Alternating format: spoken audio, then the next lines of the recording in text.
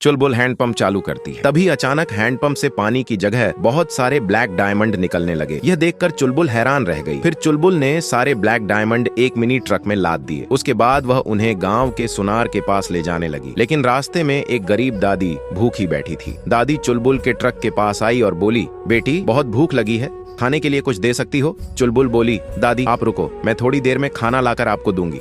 इतना कहकर चुलबुल ट्रक लेकर सुनार के पास चली गई। सुनार ट्रक भरकर ब्लैक डायमंड देखकर हैरान और अचंभित हो गया।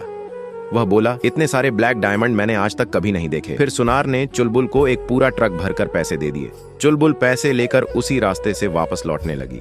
थोड़ी दूर पर वही दादी बैठी थी। चुलबुल ट्रक से उतरी और दादी को बहुत सारे पैसों की गड्डियां देते हुए बोली, दादी मत रोइए। यह कहकर चुलबुल ट्रक चलाते हुए वहां से निकल गई। फिर चुलबुल अपने झोपड़ी जैसे घर में गई और सारे पैसे एक कमरे में रख दिए। थोड़ी देर में उसका पति खेत से थका हुआ घर आया। चुलबुल उसे सीधे उस कमरे में ले गई जहां पैसे भरे हुए थे। इतना सारा पैसा देखकर उसका पति हैरान और अचंभित हो गया। उसने चुलबुल को गले लगा लिया और जोर जोर से हंसने लगा। वह बोला, अब हम अमीर बन गए। चुलबुल भी हाँ कहकर अपने पति को गले लगाकर खुशी से रोने लगी। लेकिन अगले दिन जब चुलबुल और उसका पति खेत में गए और चुलबुल ने फिर से हैंडपंप चलाया तो इस बार उसमें से सिर्फ पानी ही निकला।